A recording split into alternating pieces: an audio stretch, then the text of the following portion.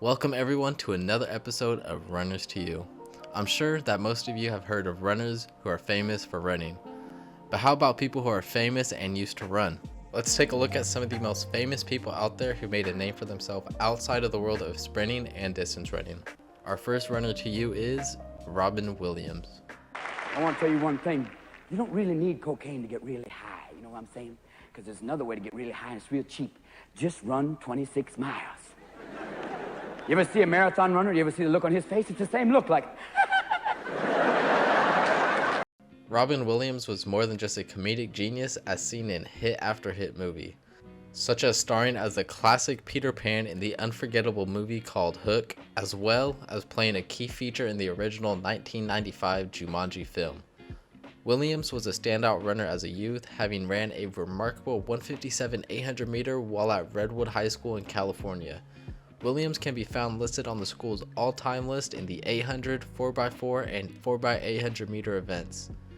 An online post recalls that almost all of the school's record at Redwood were set during or near the time that Williams was on the team. It was said to be an incredibly talented group of athletes here back in the 60s. Despite his success in running, Williams was known to have an eccentric sense of humor and was famously quoted as saying, "I love cross-country running.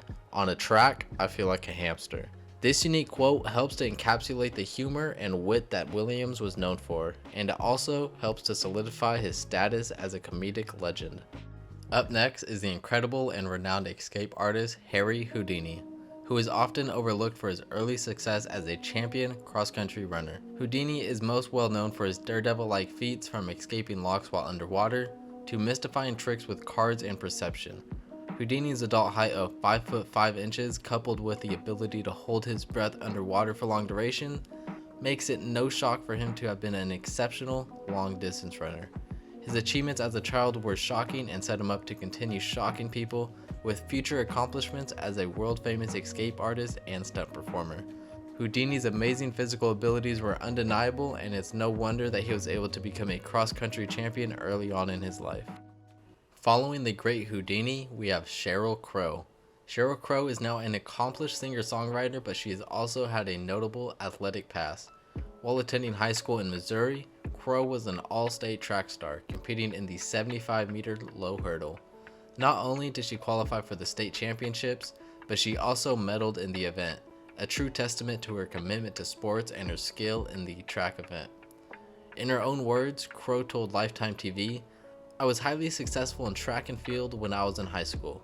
I went to the state championships on the hurdles."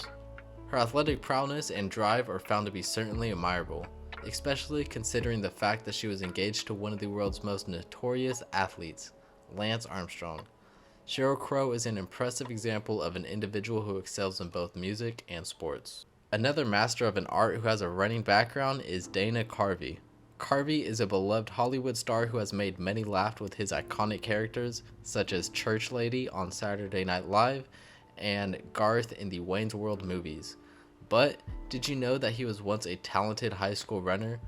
Carvey ran his personal best time of 16 minutes in the Crystal Springs course during the SPAL finals in 1972, a time that beat out his teammate Hank Lawson by just 4 seconds.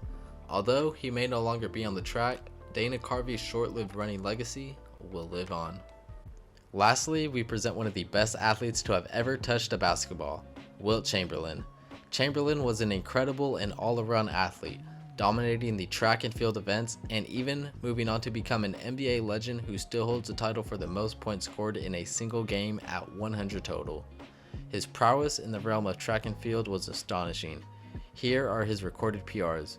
During this time, the 440 and 880 yards were the standard, which is equivalent to the modern day 400 and 800 meter races.